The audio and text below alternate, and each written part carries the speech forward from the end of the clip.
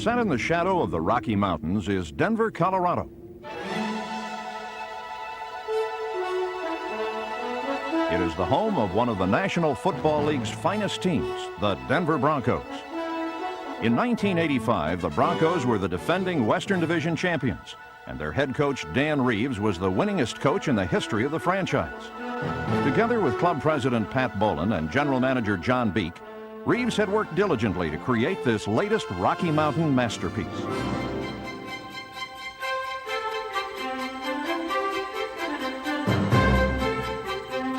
Denver recorded its 120th consecutive sellout as the Broncos attacked 1985 with the confidence of a champion. Unfortunately, this season, the Broncos weren't a team of destiny. However, they certainly were a team of daring and drama. And for Pat Bowlen, the rest of the Bronco organization and fans, 1985 was a season of miracle makers and heartbreakers.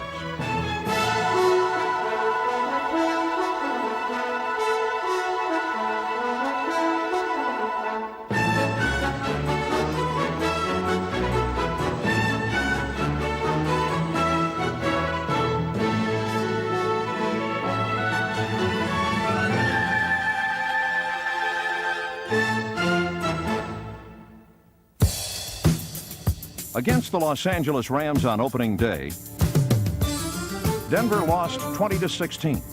And 3 weeks later against Miami, they let an early lead slip away to the elusive Dolphins, losing 30-26. After 4 weeks, Denver had lost as many as they had won. Yet each contest clearly demonstrated that these Broncos still had a kick or two left in them. Against the Dolphins, Denver's defense registered the first sacks on Miami's Dan Marino all season as they dropped this poised passer 3 times.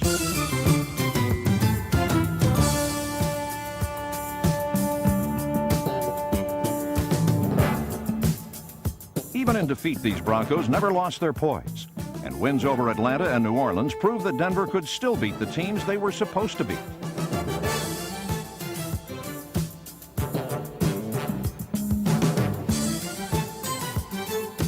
But more than that, these games proved that Denver's offense was now on an explosive par with the NFL's best.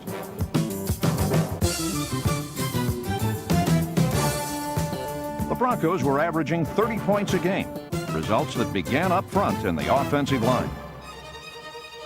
Tackles Dave Studdard, number 70, Ken Lanier, Winford Hood, guards Keith Bishop, Paul Howard, Mark Cooper, and center Billy Bryan formed a punishing barrier between themselves and quarterback John Elway, allowing the Broncos offense to take wing.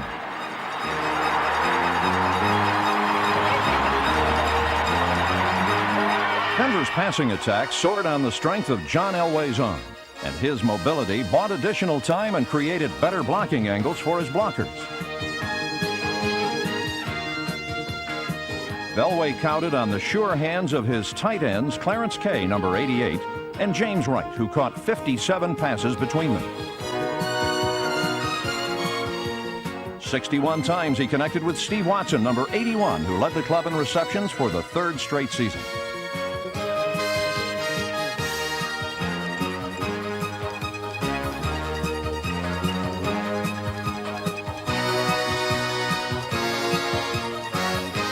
Rookie wideout Vance Johnson, number 82, was second in receiving with 51 receptions. And with Butch Johnson and Clint Sampson, number 84, in reserve, only 5 other teams passed for more yards than the Broncos.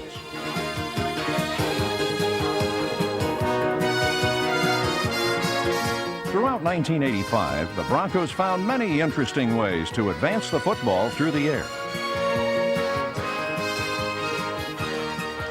In Week 5, some Denver razzle-dazzle broke open a tight contest with the Houston Oilers.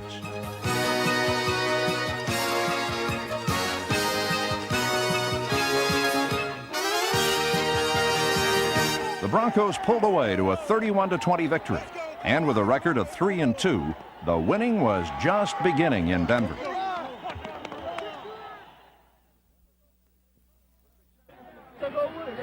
The success of the Denver Broncos defense has never been a product of one or two men's talent and brilliance. It is the sum of its many parts. Gotta pop, y'all. Rarely has any one professional unit featured such a collection of well-meshed talent. And in 1985, few played better defense by opportunity than these stampeding Broncos.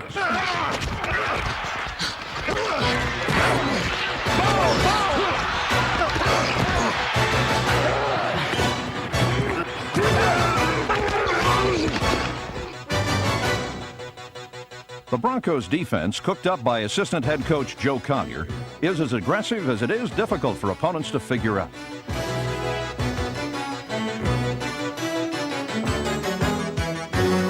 It begins with strength up front in down linemen Barney Chavis, Andre Townsend, Reuben Carter, Simon Fletcher, Greg Cragen, and Rulon Jones, number 75, who shredded double-team blocks and collected 10 quarterback sacks.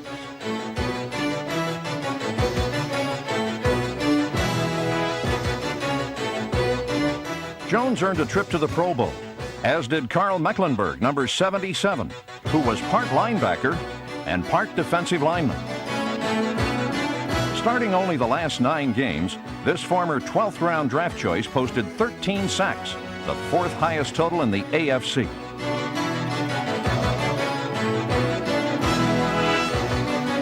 Together with linebackers Jim Ryan, Tom Jackson, Steve Busick, Rick Dennison, and Ken Woodard, Denver clogged up the running lanes and stripped opponents of their weapons.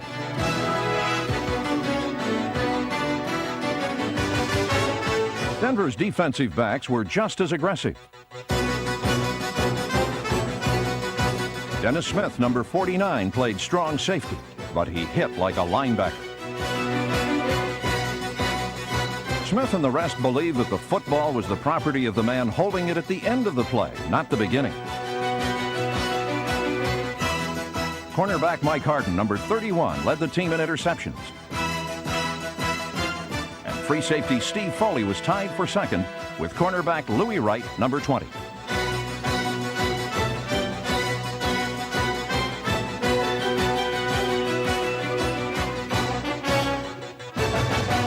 When the football hit the ground against Denver, it was difficult to get possession back.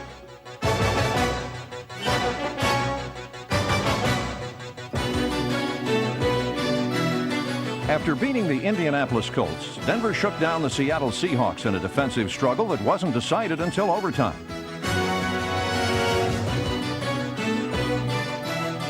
Tied at 10 apiece, Seattle quarterback Dave Craig was intercepted by nickelback Daniel Hunter, number 25.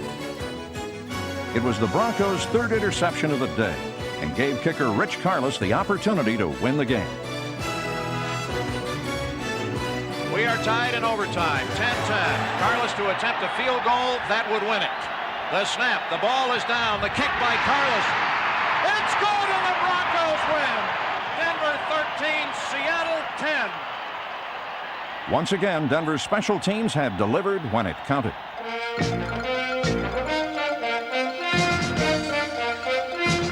Punter Chris Norman's high, towering punts enabled hustling hitters like Randy Robbins, Tony Lilly, Darren Como, number 98 Ricky Hundley, and special teams MVP Daniel Hunter, number 25, to close down the returns before they could get started.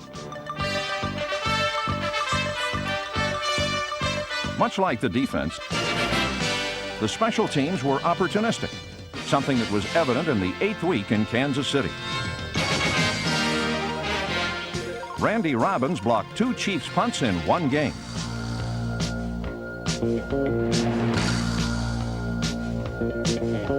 The subsequent field position set up 2 Gerald Wilhite touchdown runs that followed the blocks of Gene Lang, number 33.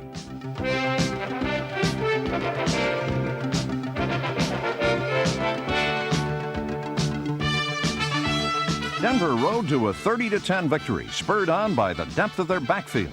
Athletes who were as interchangeable as they were versatile.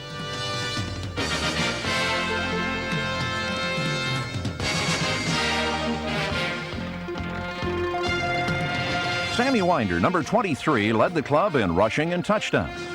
And second-year runner Gene Lang was impressive in only his 2nd pro season. Reserve quarterback Gary Kubiak, number 8, and first-round choice Steve Sewell, number 30, both played well when called upon. Denver's depth often allowed them to gamble on offense, and their offense was most effective when it was most daring. After a Week 9 loss to the Chargers, head coach Dan Reeves and his staff pulled out all the stops on a frigid Monday night against the defending world champion San Francisco 49ers.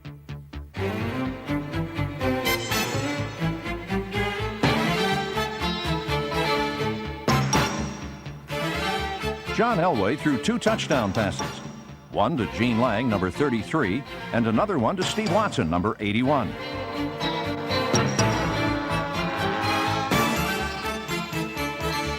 Denver had embraced its opportunities. Now, with 1st and 4 at the Bronco goal line, it was San Francisco's turn to try.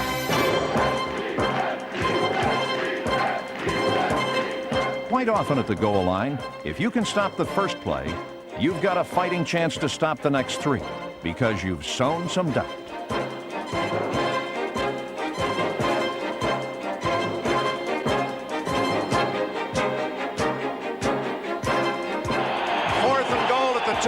The pitch to Craig. He cuts. He is knocked down short of the goal line.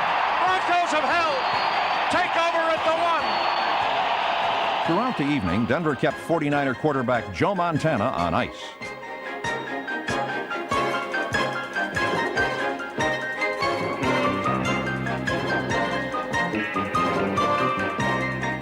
However, when San Francisco finally warmed up and took the lead with barely 3 minutes to play, John Elway responded by driving Denver 63 yards and gave kicker Rich Carlos the opportunity to win the game.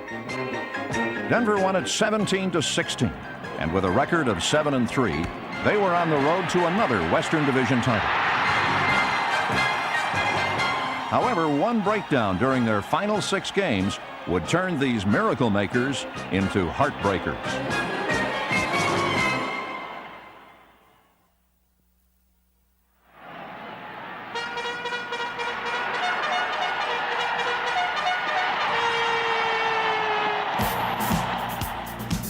Week 11 found the Broncos locked in a scoring shootout with the San Diego Chargers.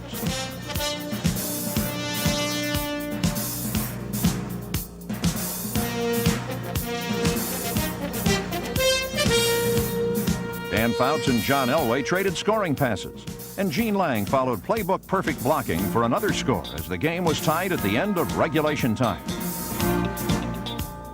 Denver's fate would be decided in overtime for the second of 4 times in 1985, and only a great effort by Dennis Smith and Louis Wright kept the Broncos alive. However, after blocking 1 field goal and then losing it because a timeout had been called, the Broncos needed one more miracle. 10:36 left in sudden death overtime. If Thomas makes it, the Chargers win. Tied in overtime at 24. Ball is down. Thomas has kicked his block. Picked up on the run. Here comes Louis Wright. They won't catch him. He's at the 20. He's at the 15. Score. Broncos block the field goal, run it back and win. Dennis Smith got in. The Broncos get the block. And Louis Wright is mobbed as he goes through the end zone. Let the crowd tell you the story. They start yelling, Louis, Louis, as he comes back, mobbed, back out on the field. Final, Denver 30, San Diego 24.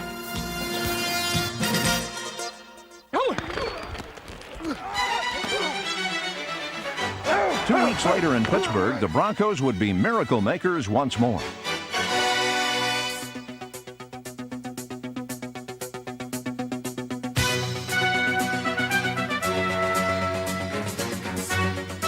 Denver's defense punished the Steelers, and Steve Wilson pulled in 2 of the Broncos' 4 interceptions that day. However, it was an interception thrown by John Elway with barely 6 minutes remaining that threatened to ruin a near-perfect day.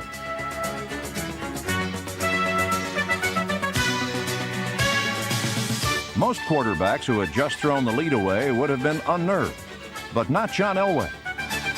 Stepping around the pressure and using his many skills, number 7 used only 6 plays and 3 minutes to show why he was one of the NFL's most exciting quarterbacks in 1985.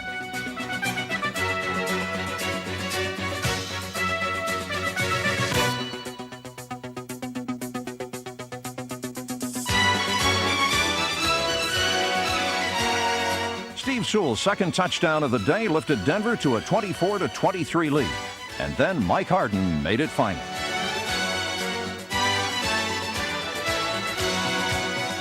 However, the fate of the 1985 Denver Broncos was sealed during two meetings against their arch rivals, the Los Angeles Raiders.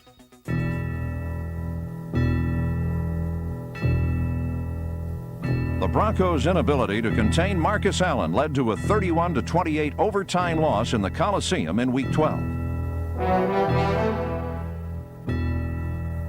Then a Week 14 snowstorm in Mile High Stadium turned into a slow-motion nightmare as Denver's fourth overtime period ended in sudden death.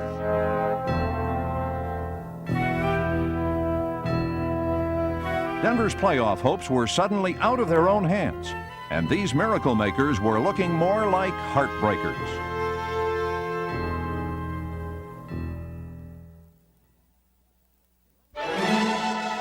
In 1985, John Elway showed why he was one of the NFL's finest quarterbacks, as well as one who is going to keep getting better.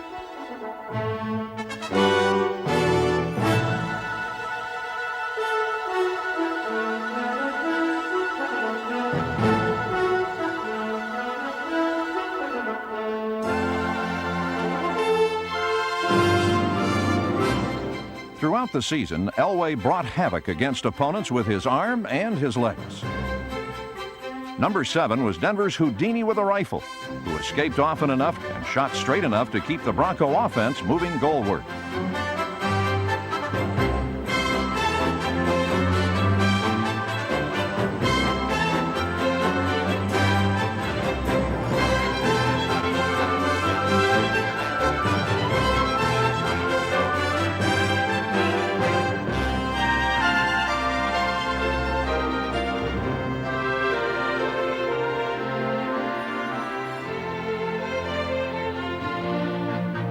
Above all, Elway possessed that magic quality of putting points on the board from anywhere on a football field.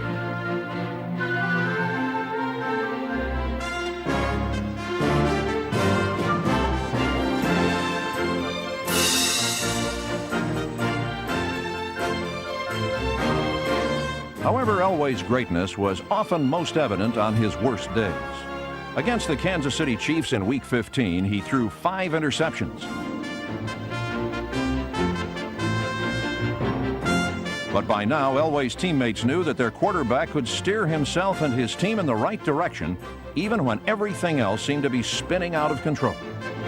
Trailing by only 6 points at 13-7, Elway had barely a minute to play, and Bronco fans were thoroughly familiar with his penchant for saving lost causes.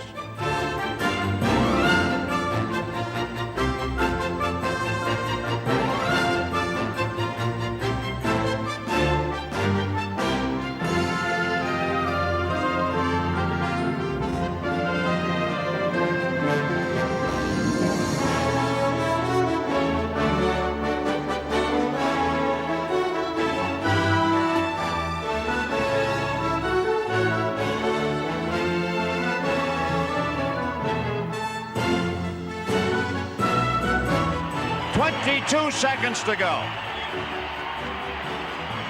They'll give the ball to Winder, and he dives in, scores! Broncos lead. Denver 14, Kansas City 13 on a 59-yard drive and a 1-yard run. Bryan and Bishop with the blocks.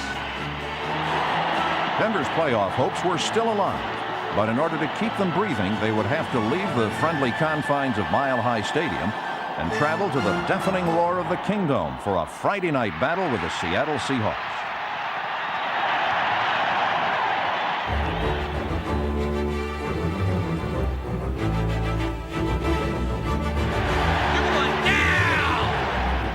Denver quickly got into trouble.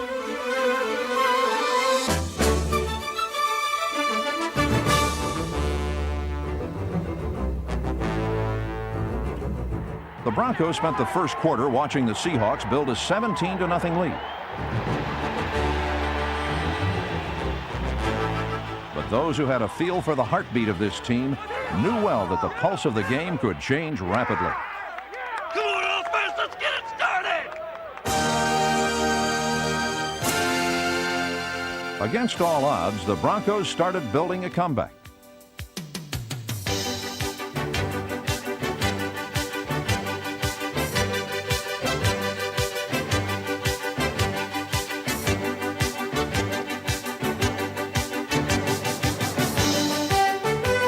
Denver's defense shut down the Seahawks in the second half. And John Elway passed for 435 yards by using unconventional targets like guard Mark Cooper, number 63, and more conventional receivers like Clint Sampson, who made unconventional catches.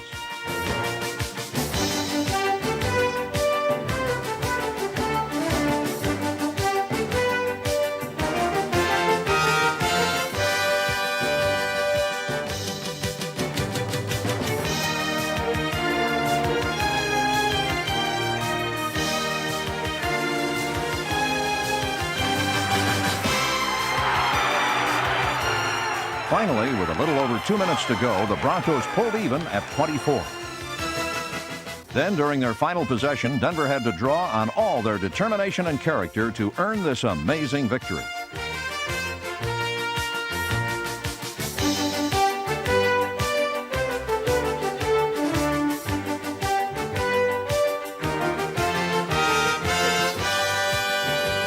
With no guarantees, on this drive, Denver accomplished everything asked of them to make the playoffs. Yet when it was over, 4 other teams with inferior records were bound for postseason play instead of the Broncos, who finished with a record of 11-5. 24-24 tie. Kubiak will hold it. Broncos trying to get the lead for the first time in the game. Ball is down. Carlos's kick on the way. It is long enough, and it is good. The Broncos lead 27-20. Though 1985 ended short of a much-deserved playoff berth, there was pride in knowing that these miracle makers and heartbreakers had never quit. The talent and character they showed in the face of one of the NFL's toughest schedules promises even greater glories for the Denver Broncos in the years to come.